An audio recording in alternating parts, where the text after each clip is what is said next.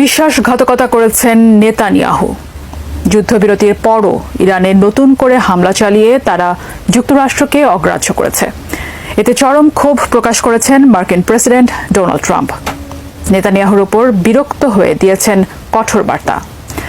যুদ্ধবিরতি ঘোষণার পরও ইরানে হামলা চালিয়ে যাওয়ায় ইসরায়েলের প্রধানমন্ত্রী বেনিয়ামিন নেতানিয়াহুর প্রতি ব্যাপক ক্ষুব্ধ হয়েছেন মার্কিন প্রেসিডেন্ট ডোনাল্ড ট্রাম্প।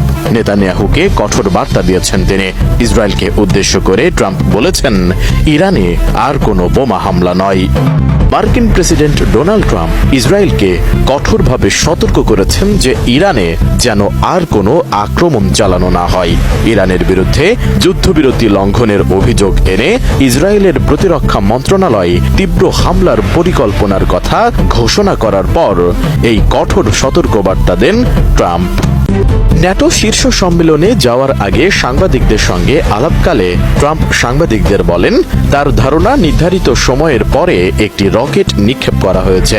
ইসরায়েল এখন মাত্রা ছাড়িয়ে যাচ্ছে, এদের এখন শান্ত হওয়া উচিত। যুদ্ধবিরতির পরও ইরানের ওপর ইসরায়েলের নতুন হামলার ঘটনায় এই ক্ষোভ প্রকাশ করেন তিনি। শুধু তাই নয়, ট্রাম্প নেতানিয়াহুর প্রতি বিরক্ত হয়েছেন। ইসরায়েল ও ইরান উভয়ের ওপরেই ক্ষুব্ধ ট্রাম্প। তবে এটা স্পষ্ট বোঝা যাচ্ছিল অতিরিক্ত যে ক্ষোভ সেটা ইসরায়েলের প্রতি। এমনকি বলা যায় তিনি মনে করছেন নেতানিয়াহু তার সঙ্গে বিশ্বাসঘাতকতা করেছেন।